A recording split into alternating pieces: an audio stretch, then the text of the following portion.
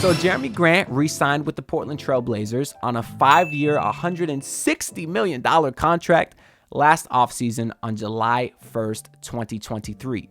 The Portland Trail Blazers have also been trying to trade Jerami Grant since July 1st, 2023. I guess at the time, they believed that retaining Grant was the key to keeping Damian Lillard, and spoiler alert, it wasn't. No, not at all.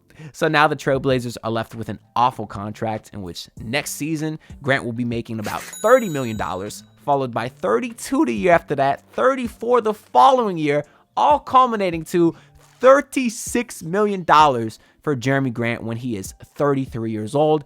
That last year is a player option, but I can't see a world where Jerami Grant would decline that. So obviously, the Trailblazers are stuck with him in his massive deal for quite some time, and it is a bad contract. Now, coincidentally enough, the Miami Heat also happen to have some bad contracts, so ''maybe there's a world where we could do a little switcheroo and bring Jerami Grant over to the Miami Heat, because I do think he's a pretty decent fit here. He is 6'7", 210 pounds, but he has a nasty 7'3" wingspan, just turned 30 years old, so he's entering his prime at the moment. And for a Heat team that's trying to win a championship, I do think he is a win-now player. You could see his numbers last year weren't bad, so it's not like he's a bad player. Did get you 21 points a night, shot 45% from the field, and 40% from three, back-to-back seasons on that, 5 attempts each season. So he's a very good shooter, can score the ball, not a great rebounder, only got you a little less than 4 boards a game last season.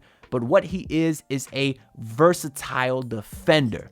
He's able to switch. He's able to guard guards. He's able to guard bigs because of that great wingspan. And the way Spoelstra likes to have his defensive schemes of switch everything, every single pick he switches, which can be annoying at times. That's how you see Tyler Hero guarding Nikola Jokic at times. I hate it. But I do feel like this was a relevant video because there has been a lot of rumors in the past year of maybe the Miami Heat showing some interest in Jerami Grant, who could, I think, slot in at their 4 spots right away if they think Nikola Jovic ultimately isn't ready. Now, I think Jovic was fine at that spot last year, but I do think Jerami Grant is a better player at this current state of time. So this is the trade that I made right here.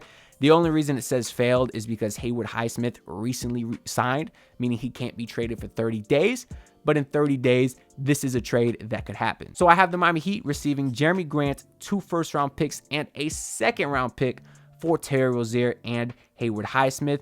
The logic here is that since Jerami Grant's sort of a negative asset, they'd have to attach a first-round pick to get rid of him. And then I also think Terry Rozier is good enough at this current point where he's worth at least a first-round pick himself. So that's how the Heat end up getting 2 firsts here and then a second kind of just for Haywood Highsmith there.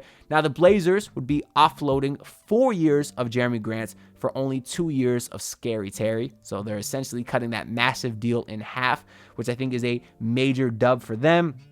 And also, Terry Rozier, he's a great veteran point guard with some experience that I think could help those young guys like Shaedon Sharpe and Anthony Simons, Scoot Henderson. And that was going to be what they had Malcolm Brogdon for last year, but they traded him for Denny Avdija. So I do think there's another spot on the Blazers for sort of that veteran leadership type point guard. And, you know, Haywood Highsmith, he's basically like a Jerami Grant light, so he can kind of provide a similar role that they were expecting from Jerami Grant as far as a switchable defender at a much, much cheaper cost. So I do think that's something that's very beneficial for the Blazers, who very clearly don't want Tyler Hero, because if they did, Damian Lillard would be on the Heat's roster. But also contractually, it doesn't make a lot of sense because Tyler Hero has 3 years left on his deal, and it's just not as great of an incentive for the Trailblazers to want to do that for someone that has that much time on their contract. Now, for the Heat, they obviously get a clear upgrade at the 4 position, but they also open a roster spot because they're sending out 2 guys, getting 1 back. That means that they would now have 2 roster spots left, essentially allowing them to keep an Isaiah Stevens and a Keshad Johnson to make sure that they can play in the playoffs. Because if those guys remain 2-way guys, well, then they can't play in the postseason. That's not allowed. Now, I don't think that he could sign those guys right away because of the second apron. They'd have to wait till like January to do so, which is fine because the 2-way contracts, they have a limited number of days, which ends up running out in January. So by that time, the Heat could sign both of those guys, making them eligible for the playoff roster. And I think that's very beneficial for the Heat. And now the Heat also would have another 2 first-round picks they can use in a trade if a star actually becomes available. So they can finally be in the race this time because they would have some more assets like all these other teams, like the Knicks, who somehow still have 4 first-round picks after trading for OG Anunoby and Mikal Bridges. How the hell they have so many first-round picks? I don't know. But now the Heat could get some extra ones as well. And they would still need some big money to send out for a whale. So the Heat would still have Duncan and Tyler in theory. And obviously in a year, now those contracts aren't as bad because they're not as long. So let's say Donovan Mitchell gets fed up with the Cavs 1 year after signing his extension and he asks out the following season. Well, now the Heat have some more picks and they could try to go after him in that case there. Now, I don't think this is a great trade. I will admit that. But it's probably the most realistic avenue if the Heat were to get Jerami Grant. So that being said, I don't think it's realistic at all. That's just kind of where my opinion on this is. So I don't think any of the rumors are true because even outside of it not making sense from a contractual and basketball standpoint, the Heat are not going to work with Joe Cronin, a guy that I will be petty against for life. He is an ugly, bald-headed hoe who don't know shit. I have a whole diss track written on the man. I will never like Joe Cronin, neither will the Miami Heat, and they will never do business together. And even outside of that, Jerami Grant is a clutch client. We know the Heat don't like to work with those.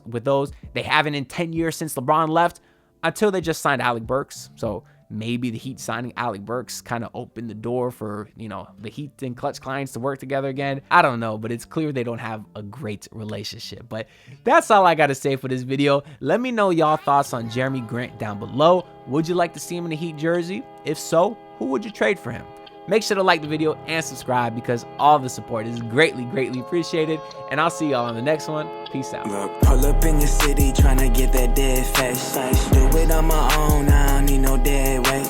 Had to kill him off, yeah, I need a head space. You know this homegrown bitch don't offend me.